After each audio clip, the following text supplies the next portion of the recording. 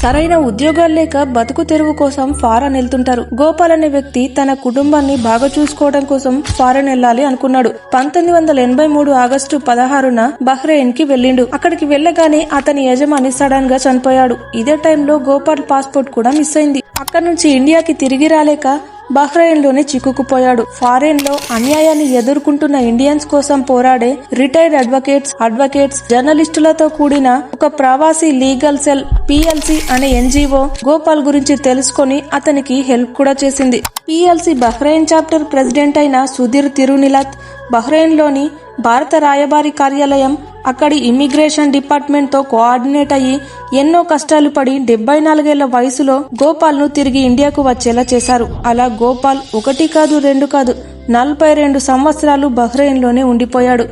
గోపాల్ చివరకు 95 ఏళ్ల తన తల్లిని చూడటానికి ఇండియాకు వచ్చాడు. తన కొడుకును చూడాలన్న తల్లి కోరిక మాత్రం నెరవేరింది.